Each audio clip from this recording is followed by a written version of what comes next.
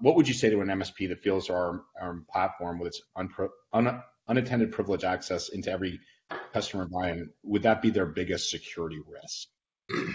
And then the follow-up question to this, Wes, maybe we could just get some thoughts from the team, is what does the next generation RMM tooling look like, to get into like a zero trust architecture or something of that nature? Okay. Yeah. Ryan, you want to take the first stab at the first question there? I don't know that it's your largest security risk. I think it's definitely in the top 10 of ones you should be assessing to understand where it stands in terms of risk. We were talking on the cyber call last week about unpatched vulnerabilities in internet-facing network appliances, and how, Chris Lair in the background has been talking with Andrew and I and sharing like most of the MSPs that are getting popped are getting popped through easily patched vulnerabilities in network infrastructure that's going forward. You go back to an RMM breach. RMM breaches have largely fell into two categories: software vulnerabilities that were unmitigated in the platform, and improper identity and access management to the RMM platform by the MSP. And so I wouldn't think of the RMM as the biggest risk. I would pare it back and say, do I understand the software security of the tools I'm using? And do I have a good identity and access management story, strong MFA that surrounds those tools? Yeah, RMM is a dangerous thing, but it's really a casualty of these other higher order hygiene issues that aren't being tackled.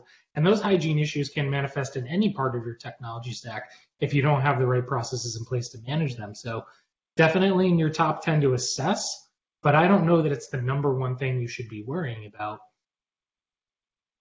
Yeah, I definitely see where you're coming from, Ryan. And I think that the challenge for the MSP is that fear factor of it's like the one thing they can't control. And on the risk register, it's low likelihood, but extremely high damage, right? Because that's what leads to the global, buffalo jump. And that's why MSPs gravitate towards that as a risk.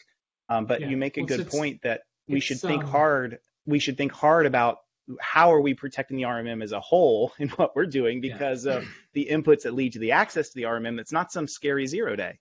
Right. I think there's a Andrew knows this. I just wrote a blog with one of my employees on fallacies and biases that perpetuate vulnerability.